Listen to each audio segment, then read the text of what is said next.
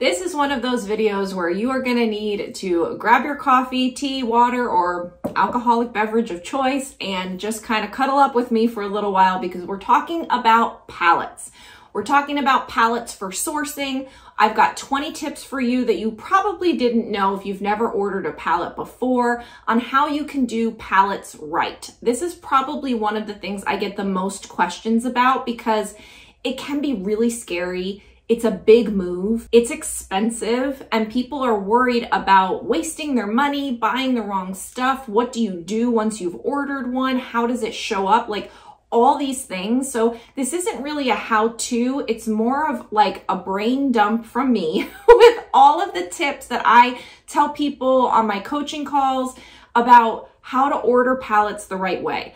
I've ordered a ton of pallets. I don't even know how many at this point in the last 5 years of me being a reseller. And I've learned a lot of stuff. And I've talked to a lot of people that have had some horror stories. So I have a lot of really good insight for you. So I've got 20 tips.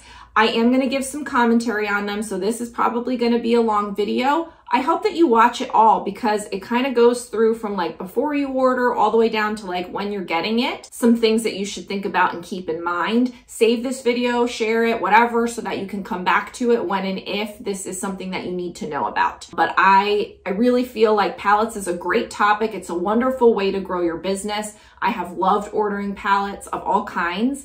And I think that I just want to give you all of the information that I have. And if for some reason I don't do it in this video, drop whatever questions you have and then I can do a follow-up video with all of the answers to those questions. I don't want you to waste your money and I don't want you to not profit from a pallet. So I think that overarching, there's just this idea that you order a pallet, all this stuff comes and it's amazing and you sell it all and it's perfect. No, no, no, and no. That's not how it works at all. The tips that I'm going to give you are going to tell you how you can basically, I always call it like you want to optimize for profit. There's lots of ways that you can do it. And these are the things we're going to talk about. Another quick note real fast, and then I have 20 tips, is there are lots of ways to get pallets. I'm not saying one way is right, one way is wrong. I can tell you that I have recently only been buying pallets from HelpsySource. That's my kind of like go-to bulk provider. I don't go to thrift stores anymore. I don't go to the bins anymore. The only way I get inventory is one-by-one sourcing online and ordering in bulk from HelpsySource, whether it's a box or a pallet. And I think sometimes it's good to do a box and sometimes it's good to do a pallet. But so just telling you that, that's where I get most of my pallets currently. I have gotten them from other places. I've ordered directly from Macy's. I've ordered from other liquidators. And right now I'm just ordering only from HelpsySource. You can use my code, Rebecca the Reseller, and the link down below. That gets you 10% off on their website. I'm not sure if there's any exclusions or anything when it comes to pallets. I don't know. I just give my code out all the time because I want people to have it no matter what you may order from HelpsySource. And that getting that source out of the way at the beginning will kind of, answer a lot of questions up front. So here are the tips. Number one, pallet sourcing is not for everyone, okay? Just because I buy pallets doesn't mean that it's gonna work with your unique business. There is so much that goes into it. What your buy cost is, what's included in the pallet, is it manifested or not, is it new with tags or not, what are you used to selling, what's your process like, what kind of costs do you have? Like I have a storage unit, I have a photographer, I have a VA, so I have other costs that are involved with this process of getting that pallet to listings than you do perhaps. And so you could maybe pay a little bit more for a pallet than I could because I know I have all these other costs that I have to take into consideration, or vice versa, or several other things. Maybe your price point that you want to sell for is lower than mine. Maybe it's higher than mine. There's lots of things that go into play. So buying in bulk and having a bunch of inventory show up can be an amazing blessing and wonderful, but it can also be really hard for some people to fit into their business model, the way you've done things in the past, your unique situation, and also the fact that you didn't pick it out yourself.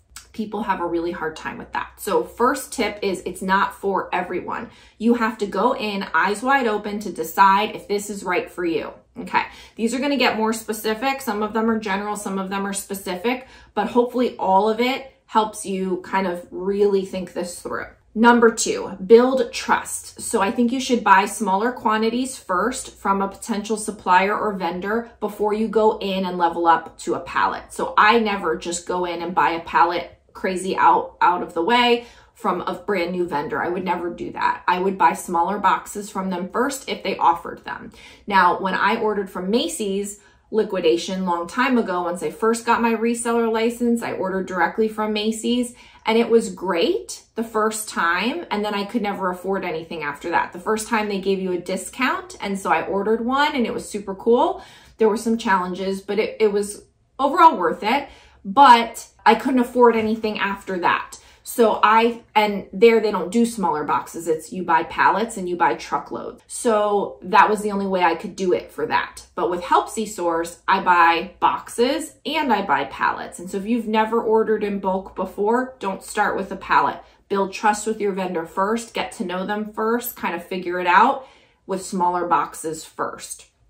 Next, tip number 3, read the listing carefully. What does it say? What doesn't it say? Is it too good to be true? Expectations are key. This is super important. They're not going to give you all the good stuff. They're not. That's not how their business works. You have to think about it from the liquidator's point of view, is they have a certain amount of good stuff and a certain amount of not good stuff, and all of it has to go because they bought it all. And so they have to get rid of it all. And so they can't make a box of the good stuff and a box of the bad stuff. Oftentimes, they smush it all together and sell it to you. And so you can't expect that everything is going to be whatever the best brands are that they've listed on the listing. So let's say it's a mixed up box of spring stuff and they say brands like blah, blah, blah, and brands like blah, blah, blah, and more.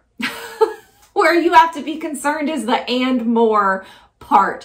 What are those and more? Is and more Old Navy? Is and more Forever 21? Is and more Wild Fable? If those are brands you don't want, you have to figure that a portion of it, because it says and more, is gonna be in your box. You're not gonna get all the Torrid. You're not gonna get all the new with tags Lululemon. You're not gonna get all the, I don't know, Vince, whatever you're trying to get in a pallet, you're not gonna get all the good stuff. And so you have to really read that listing carefully and pay attention to what does it say. And then what are you thinking that it could be that it doesn't say? Because if it doesn't say it, it doesn't mean that what you're thinking is gonna happen. And I have done this. I have been guilty of this. I read, what was it? It was a liquidation.com auction. And so these are bulk boxes. I don't even know if they're still around. I haven't ordered from them in a very long time because some orders were great and some orders were terrible. And so it was like swimsuits. And so it said pieces, but I was thinking items. And so I completely figured out my buy cost all wrong because they were going off of pieces, and that a top and a bottom is a piece. And I was thinking items. So I was thinking whole swimsuits, this is my buy cost, but really they were counting it as pieces. And so then my buy cost basically doubled, but I didn't read the listing carefully. There was another time that I did it with sizes. Oh, what was it? Leggings? I bought so much bulk stuff. And it was like, I didn't read it through and all the sizes were whatever. And it's like, well, nobody's going to want that. Oh, it was leggings. I forget what brand. If you look in my Poshmark closet, you'll see these new with tags leggings years and years and years and years ago in my solds. I don't even remember the brand. It wasn't Spanx or anything like that, but it was like control top type of thing, but they were all extra small. And I did not read that in the listing. My brain was thinking, oh, control top. Yes. You know, like this is great. So they were all extra small. And it took me forever to get rid of these leggings because they were all extra small control top leggings. Well, if you're extra small, you might not need control top leggings. And so it was just a total disaster because I didn't read the listing. And so I've learned all of these lessons, sometimes on pallets, sometimes on boxes, but it all goes to the same point of whatever you're thinking, the too good to be true thing is, it's not. They're not going to give you all the good stuff. There's something going on here. And it's okay. They're not trying to sneak you. They're not trying to screw you over. They want you to succeed because they want you to come back and buy more stuff. They're doing what they have to do to get rid of what they bought. And so they can't give you all the good stuff in one box. And so they're not trying to mess you up and scam you. It's just the name of the game. And so it's up to you to buy smartly and figure out what you can deal with and how you can deal with it. And I have more tips about how specifically you would be going through all of that, but just read it carefully. That was a long one.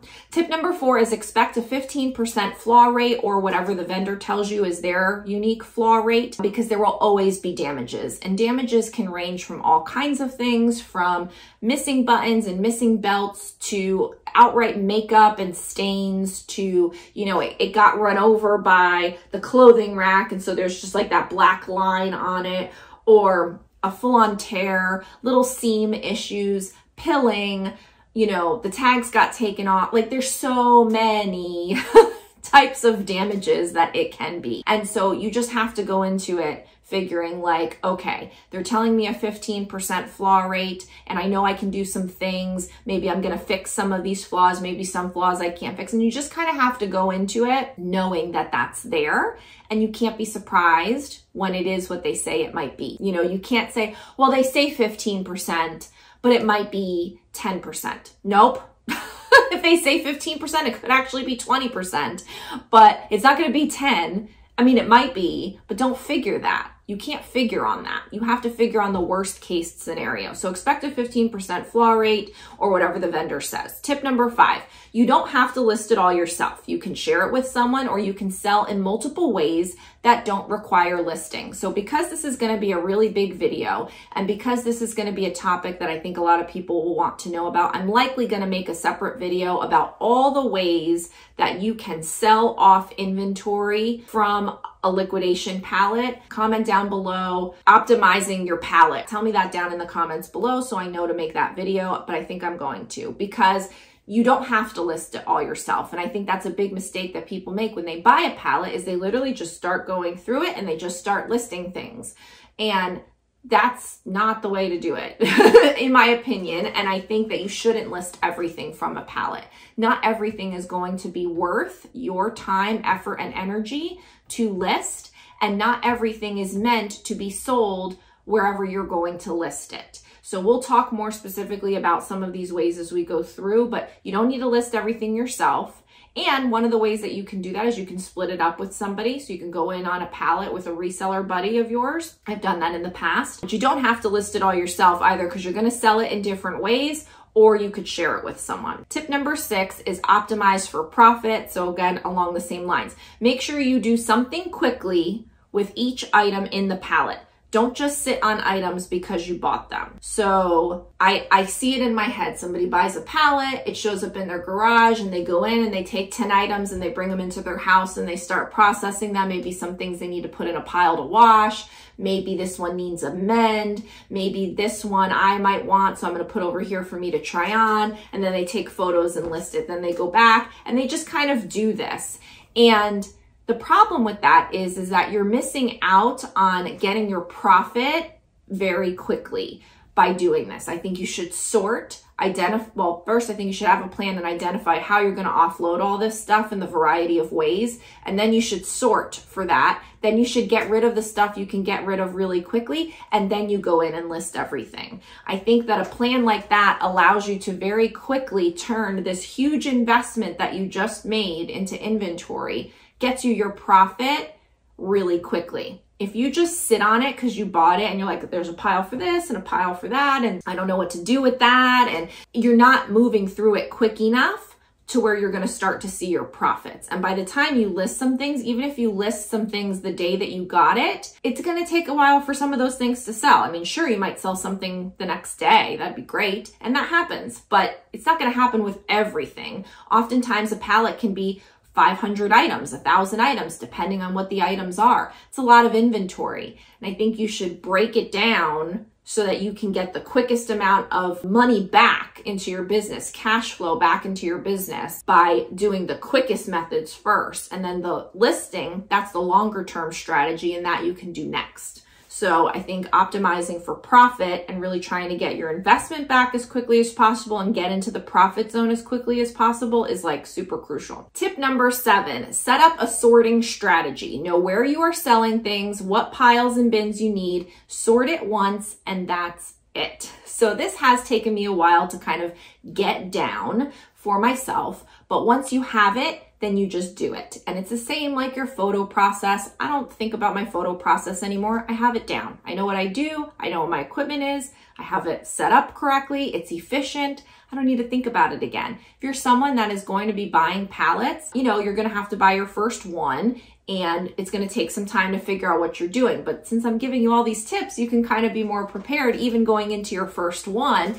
And let's say you've done a few, but you don't have a system. Well, now you can start to really implement a system that's going to make it super fast. Like I can get through a pallet in a day, and usually my pallets are about 500 items, and I can get it all sorted, break down the pallet, everything, while Gio's at school. So less than 6 hours, I can get it all finished. That doesn't mean it's listed and everything, but all my piles are sorted. My plan is in place. I know what's going where and what I'm doing with it. And that's due to all of this preparation and all these tips that I have that I've learned along the way. Now you can do that too. So I think having a sorting strategy and thinking about, obviously I'm going to have flaws. What am I going to do with those flaws? What are the ways that I can unload those flaws and get them out of here? What flaws am I willing to deal with? For me, the answer is like basically none. I don't want to deal with flawed items. I don't really wash that many things anymore. I don't mend things. I mean, I definitely never mended things. I barely do. It's just not worth it for me. I don't want to do it. I've been doing this over 6 years now. I'm like, you know, I'm about to be retired over here. Like, I don't want to do all that kind of stuff. So for me, it's not worth it. For you, if you want to deal with it, if you like it, if you really need to make the most of every single penny and that's worth putting your time and effort into dealing with flaws, then you are going to need a couple more piles than I have. But so you might have a wash, you know, like just throw it in the washing machine pile. You might have a mend pile. You might have a this is irreparable and this needs to go pile. What do you do with those? There might be a depilling, you know, if you have sweaters and stuff. So like there's piles, right? And you might initially just do these are damages, and then you might need a second sort for those later. I don't do a second sort for them, but you might, if that's something that you really get into the nitty gritty on, you might need a second sort for that. But then you're gonna have things that you're gonna list on Poshmark, eBay, Mercari, all the places that you list. You might have some stuff that you don't wanna list that you might make reseller boxes out of because it's a perfectly good item, but you don't wanna sell it. Or you might take it to a buy, sell, trade store, or you might sell it in a lot, or you might put it on Facebook Marketplace. Or maybe you sell locally and you do a pop-up shop. And so that's great for a local sale. There's 85 million ways. And like I said, if you want me to do that video about how you can optimize your pallet for profit and all the sorting strategies that you can put into place for that and ways you can offload your inventory, let me know that in the comments below. But having this sorting strategy, knowing what bins you need and what you're sorting for before you start sorting, that's crucial, because then you can just have everything set up. And this is the bin for this, and that's the bin for that. I'm taking this out, throw it over there. Take it out, throw it over there. You do everything you need to do. Tip number 8, save up the money first. Pallets are a big investment and will take time to profit from. So you can't spend all your cash flow on a pallet and expect you're going to get all your money back and profit back immediately. You're going to end up being stuck. I learned this the hard way earlier on in my business when I wasn't as successful of a reseller. I bought that Macy's pallet very early on, and so I was still selling $10 and $15 items there from the bins. And so while it was a great move, it pushed me forward, it allowed me to grow, it saved me time. Like, there was no real bad things about it, but there were lessons learned from it. And one of those was I spent like $2,000 or $3,000 on that pallet, and that was like all the profit that I made the month before. And so I spent it. It took a while to get it. Then it took a while, obviously, for me to process all of it. So I didn't start seeing money rolling in from that. Also at that time, I didn't have other strategies. I was just listing it all on Poshmark, etc. So I didn't have the quick influx of cash like I'm saying you should do by having different piles. And so it took a long time for me to get my money back, and it really stuffed up my cash flow because I spent all my profits. So I didn't have any other profits to buy anything else or to pay some bills that were coming in for the business, because I keep everything separate. And that was early on when I just really didn't have that business fund set up, profit extra set up in my business. Now I have cash reserves in my business for these big purchases. I save up kind of in advance for them. So I think so that you don't have that same cash flow issue, especially if you're someone that relies on reselling to actually pay your bills, you definitely don't want to do that. Now, my income from reselling is not our household's main income. It has paid a lot more and more over the years as I've made more and more, but it's not my main income for our entire household. It could be. It's really at that point now where I could pay pretty much almost all of our household bills from what I'm making with a few, caveats, but now it goes really more for extras. I put money in my retirement account. I'm putting money towards all Gio's extra things. We just have extra savings. So it's extra. But if you're somebody that relies on this to pay your bills, you cannot afford to spend your entire cash flow on a pallet. You have to save up in advance for it. So please, please be financially responsible and do that, because I would hate to see you just be completely strapped and stuck because of a pallet. So make sure you're saving up for it in advance. Okay, number 9, do your research. So I kind of have alluded to this slightly, but this is a bigger point, is research the brands, research the comps, research your sell-through, research ways to liquidate and offload a lot of the less desirable items. Research everything. Go into this pallet fully prepared. Watching this tips video is great because this is going to give you a lot of things that maybe you wouldn't have considered, that I've already run into issues with and learned from, that I can impart that knowledge to you so you don't have those issues. And so research everything. If it's an unmanifested pallet and you don't know exactly what's in it, it will be harder. If it is a manifested pallet, or if you do know more about the brands and stuff that's in it, you can do a little bit more research. But I think even knowing your own stuff, like your own sell-through rate, your own processes, thinking about that in terms of having a pallet is important. If you don't know what your sell-through rate is, you can't figure out how quickly you might see profit back on this pallet, or if it's a good return on your investment, or how long it's going to take you to get a return on your investment. If you don't know what the comps possibly could be for the brands that are included in that pallet, you might be buying yourself a dud. And if they say that your pallet is a designer pallet, let's just say, and it's supposed to have Fendi and Prada and all of these things, think about what's in there and what could the best item be and what could the worst item be, and look up those comps. Even if it's a Target palette, what are the best items and what are the worst items? Again, I don't buy Target stuff, but many people like to sell it and do. I don't know if that's good or bad, but no judgments. You do what you want and what works for you, but you need to know, are you getting dresses or are you getting tank tops and socks and underwear? You need to know what kinds of things are in this palette, which goes back to the tip about reading the listing. But now that you know what's in the listing, and even if you don't know everything word for word, but you can kind of infer it could be this or it could be this, I'm going to go and research all those comps to make sure it works for me. Make sure this buy cost and the potential comps are making sense. Because it's not like you're just going to the thrift store and oops, you make one bad buy. You have the potential here to make 500 bad buys, or however many items are in this palette.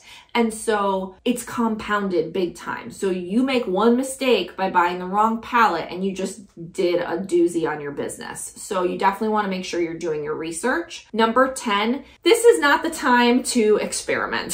So nope, not the time. Buy palettes of brands that you know that do well for you. Taking a chance with thousands of dollars worth of inventory is not, don't do that. Stop in your tracks. No, no, no. So for me, I love selling Zara. I buy Zara palettes because I know Zara. I know what is going to sell well for Zara. I know what I have sold well for Zara. I know exactly how to break down that palette. For me, That is like, I could do it in my sleep at this point. I've bought so many Zara palettes, and I know what is sold for me. I've sold thousands upon thousands of items of Zara, and I'm not sure when this video is coming out in relation to some other videos that I have, but I recently recorded a video where I showed my top selling brands of 2022. No secret, Zara is one of them, and you'd be shocked at how much Zara I sold. The idea is that I buy what is a sure thing in bulk, you know, so I would buy a Torrid palette. However, also with Torrid, it's hard because I really only like selling Torrid dresses, but I've bought Torrid dresses in bulk. I've bought Torrid in bulk. I've bought Zara in palettes. I just recently bought a palette of Prana, and that was about as experimental as I will get. I've sold Prana before, but not a lot of it. But I made a lot of educated decisions about it in that it was new with tags. It had a lot of multiples. I saw what the MSRP was for many of them. I looked up a lot of comps. I know that I have several ways to offload this inventory if I need to. And so I felt really comfortable with the buy cost and everything I just said, that taking a small risk on the Prana was worth it. But I've also bought several other kinds of palettes. I would highly not recommend to you to experiment with a brand in the form of a palette. No. Don't do that. Don't do that. So go with brands that you know. If it's a mixed one, those are harder. You can do it. If the price is right and you feel comfortable about what you think is in there, then it's always good to do a small risk like once, right? Like it's okay to do a small risk that you've prepared for. Let's say you want to buy, sometimes Helpsy sources like spring, summer palettes. You don't know what brands are going to be in there. They're going to say it's this, and more. That's what always scares me. So I don't buy spring, summer palettes. That's not my favorite thing to do. But maybe there is some day where I would, because I have a bunch of extra money. I have my systems in place. I can afford to get a smaller profit margin to do the volume. There might be a time where a spring, summer palette might work for me, but you have to make sure that it works for you. And right now, for me, that doesn't work. So I don't do that. You have to make your own calls. And so I don't recommend experimenting completely brand new unless you have a lot of like backup on that, backup intel, I would say. Tip number 11 is plan that the COG, or the cost of goods, is based on half the quantity. If I get a 100 item palette, I'm planning that I'm going to sell 250 items. If I spend $1,000, each item is $4, not $2. This is just an easy example. And honestly, I did that math in my head, and hopefully I did that right because I am a terrible math person. This is why I overestimate everything. So hopefully I did that right.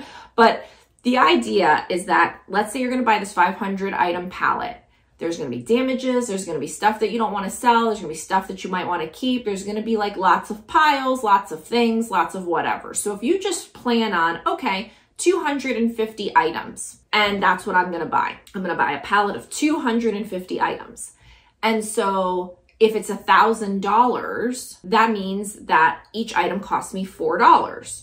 That's my COG. Am I okay with a $4 cost of goods for this brand, whatever this is, because I'm getting 250, air quotes, 250 into 1,000, I'm pretty sure it's $4. Versus if you went off with the original amount, which you're actually going to get 500 items, and into $1,000, that's $2 per item. So you're like, oh, I could do that. $2, that's barely nothing. But I think you should figure on $4. That way, if you think that you can figure on $4 and that you're only going to get 250 items out of it, if you get any more, that brings your COG down lower. But if you don't, because there's a lot of flaws, a lot of junky things you don't want to sell, whatever, it's better that you overestimate on the negative. That way, if it's more positive and in your favor, that's bonus. So hopefully that makes sense. That's why I don't talk about a lot of numbers on this channel, because I'm the worst math person there is. Number 12. Be available. So these are going to kind of get more now into like, you thought about it, you bought it, whatever. Now these are things that you need to, like, the palette is coming. The palette's coming. It's going to be here and we need to be like ready. So be available. If you have a vacation coming up, if you have a surgery coming up, now is not the time to get a pallet.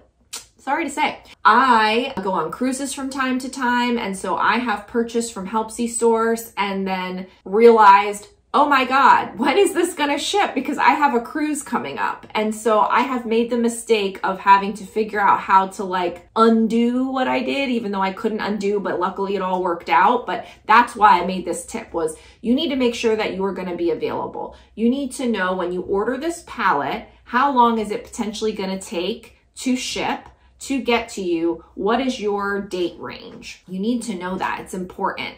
And so if you're gonna be around, you have no vacations coming up, you have no surgeries coming up, then it really doesn't matter. But those are the two things that I thought of right away. I was like, oh my God, vacation, or oh my God, surgery. You cannot be dealing with a pallet. So you have to make sure that the timing works out and that you can be available to deal with this pallet. Number 13, these are gonna start going more quickly because they're a little easier. Cash tip. So you need a cash tip. And the reason why you need a cash tip is because if you're in a residence, specific things need to happen for you to get that pallet.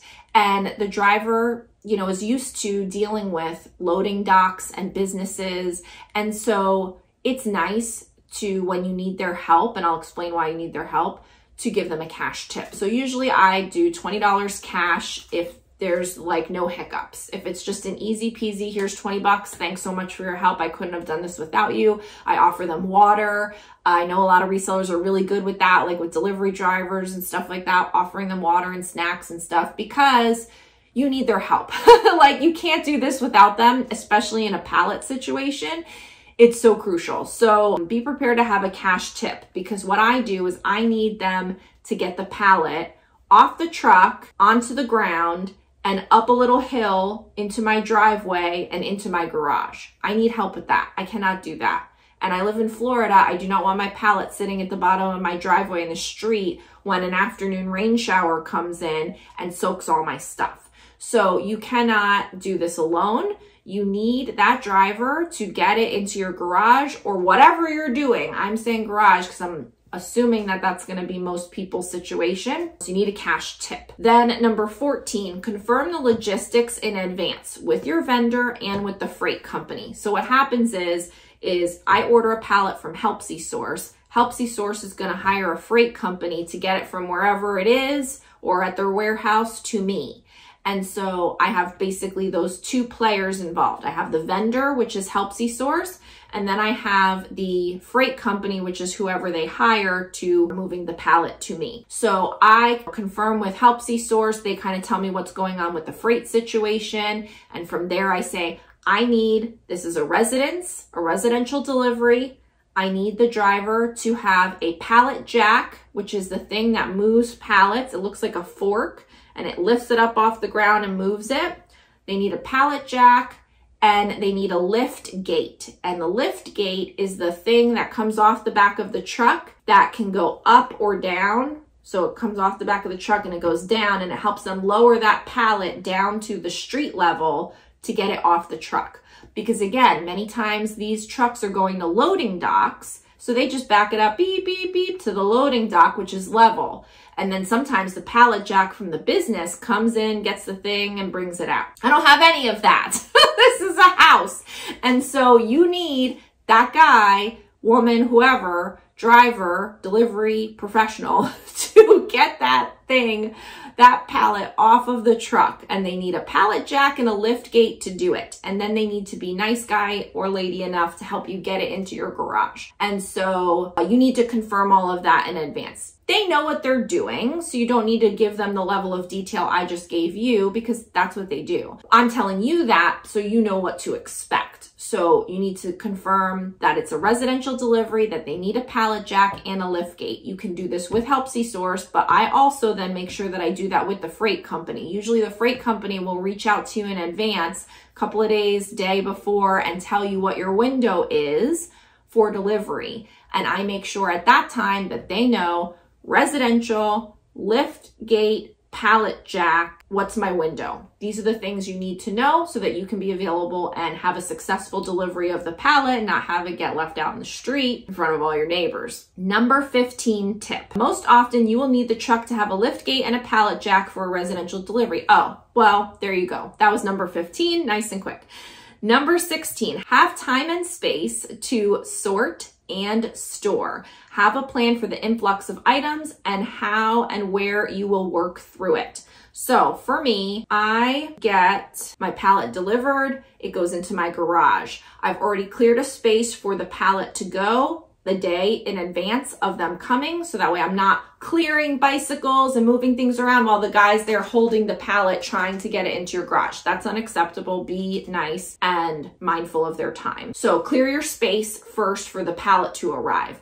But also I clear a space to sort and store. So if you've seen some of my Instagram reels, stories, whatever, I will like get my step stool so you can like dig into the pallet. I'll have my table ready so I can sort. I have lots of bins, lots of IKEA bags. I have everything ready and cleared so that I have space to work, sort everything out, and then store. Because just because I've sorted it all, now it's out of the pallet, into my bins, into my sorting strategy, into my IKEA bags. Now what am I gonna do with it? So you gotta get that pallet out of there. We'll talk about breakdown in a second. But you have to then put all of that unlisted inventory, or what most people like to call a death pile. I don't call it that. I just call it unlisted inventory because I'm going to get to it, and I do get to it. I don't leave it sit there. So you have all of this unlisted inventory. It needs to go somewhere while you can process it. So like I'm in my reseller room right now. I wouldn't be able to put all of that inventory into my reseller room and take pictures. Like I wouldn't have room for that. So I think wherever you have your pallet, if you have an additional space to sort, then you get rid of your pallet, then you can store all of your unlisted stuff there. Maybe that works for me.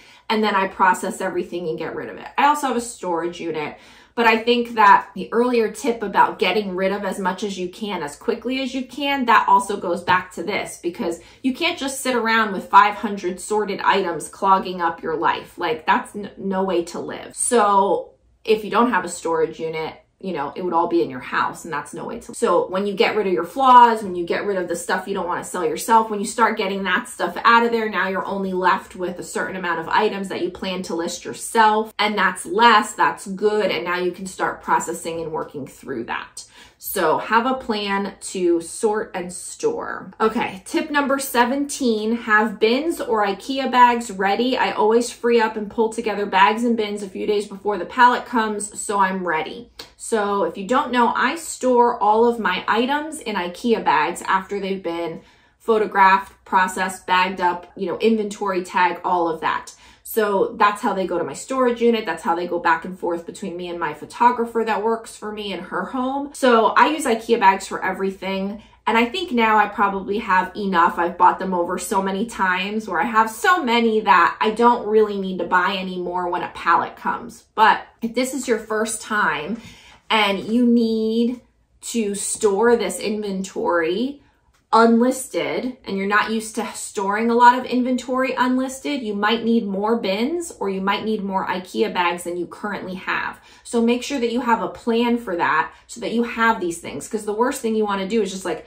put this stuff on the floor in your garage. Of course, you can use a trash bag or whatever, but you know, if you're going to be doing this often, you want to have sorting receptacles. You want to have some bins, you want to have some IKEA bags, you want to have some boxes, whatever you want to use, you're going to need all that in advance. So think about the stuff that you're going to need to sort and store. Number 18, have a breakdown plan. So the pallets are wooden slats. If you don't know what a pallet is, look up what a pallet is, but it's wooden slats like a crate. And that's what the big box goes on top of. The big box, so you have the wooden slats, you have to get rid of those, break that down, you can take it apart. I don't know where you bring your garbage, or if your garbage picks up large items, that's when you put the pallet out. But the box is very thick cardboard. Like it's not like regular cardboard. So you can't just like rip it or bend it or fold it. Like you could kind of bend it, but it literally takes all that you've got.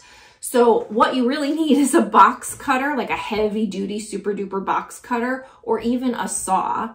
and perhaps a man. I hate to say it, but I don't deal with it. One, mostly because I don't want to. Like, I don't want to.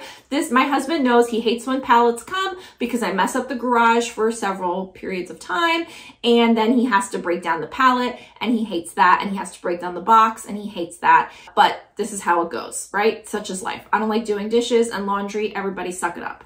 So I have him do it because I can, and you know, I kind of like making it miserable for a good 10 minutes. It's kind of fun after several years of marriage. But you know, if you don't have that, or if you're one of those people that just wants to do it yourself, good for you. Like, I could do it myself. I totally could, but I don't want to. And so there's that. So you might need a heavy duty box cutter, you might need a saw, or you might need a man. So just kind of know going into it that you might need some help in tools or other people. Figure it out, work it out, because you're going to have to get rid of this big, giant, thick box. Tip number 19, clear your death piles first, people. If you have a death pile, you should not be buying a pallet. But if you did, and you need to handle your death pile first. So again, I don't like calling it a death pile. I do that because then you'll know what I'm talking about. So I don't like calling it a death pile. I call it unlisted inventory because I don't just let stuff sit. I want to make money off of my stuff. So I'm always processing.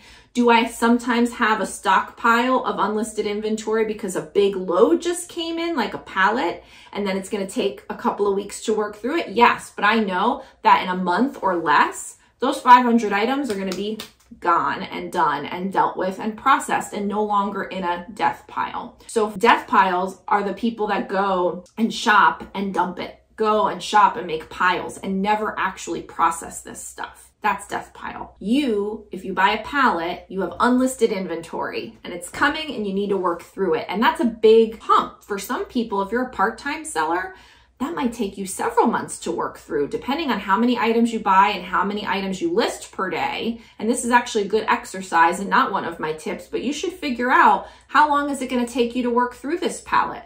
What kind of an investment is this and how much inventory are you getting out of it in a timeline perspective? So for me, if I get 500 items and then I know I'm not going to sell them all and whatever, I'm probably looking at 2 to 4 weeks worth of inventory out of that. And that's when I expect it to be gone, and it's always gone in that amount of time. But for you, if you're going into this with a huge death pile already, and then you buy a pallet, you just did a number on yourself. Now you're going to be swimming in stuff. I don't know why you would have ever done that to yourself. That would stress me out big time. Please don't buy pallets if you have death piles. Please clear your death piles first and then get your pallet. Now, if you've bought the pallet, now you have between buying the pallet and the pallet showing up for you to clear out that death pile. So if you ever had, you know, an urgent motivation, you got to do it. Okay. So get in there and get that death pile gone before your pallet shows up, because that's your new death pile. Last tip, number 20, don't waste your money on nonsense. Let's repeat after me. I won't waste my money on nonsense. Because if it seems too good to be true, or if you have to say, maybe it will have XYZ in there, then you might be buying nonsense. Don't be fooled into wasting your money on nonsense. That's exactly what I wrote here. I'm not saying that any liquidator, Helpsy Source included because they're my main, source, none of them are out trying to scam you or mess you up. As I've said earlier, they are trying to get rid of what they already bought, and their business is liquidating. It's not in doing what we do. So their business is to get it from here to there. They buy truckloads and then they break it down into pallets. They buy truckloads and they break it down into boxes, and they have to get rid of all of it. Otherwise they're losing out, and they have a razor thin profit margin to begin with.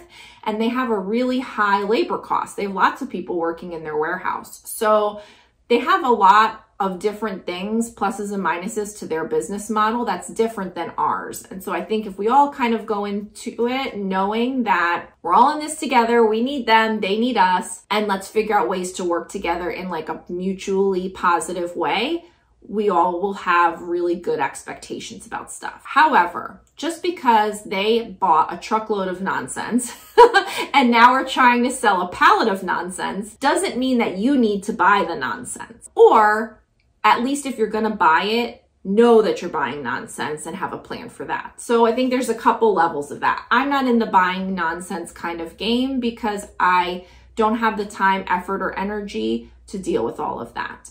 I have gone from 1 storage unit to 2 storage units, from time to time. I don't want to do that again. I have gone from just me doing the photos to having a photographer back then. You know, I've had different setups and scenarios to know what it takes to handle a lot of inventory and a lot of nonsense. And I choose not to do that anymore. You may want to be in the business of nonsense because you have a system in place to do your eBay auctions and your eBay $10 items and multiple people working from you and unlimited space. And you may have the ability to do that. And I'm not telling you not to, but I am saying don't waste your money on the nonsense if you can't handle that nonsense. And when I'm saying nonsense, I guess I should clarify, it's whatever you think nonsense is. For me, nonsense is Wild Fable and Liz Claiborne and Old Navy and Forever 21. That's nonsense to me. I don't want to deal with that. I don't want to sell that. I don't have a business optimized for dealing with those kinds of brands. I want to deal with bread and butter brands where I pick out the best of the best, things that I know I can sell for a good amount of money, like Zara or Athleta or whatever, you know, all the brands that I sell. And even some higher, like, you know, a Draper James and Eliza J and things like that. Torrid, not that that's higher end, but another bread and butter. And so for me, those are not nonsense, but there is nonsense in those brands, right? If I got a Torrid tank top in my land these days, that's kind of nonsense. Like, I don't want to deal with Torrid tank tops.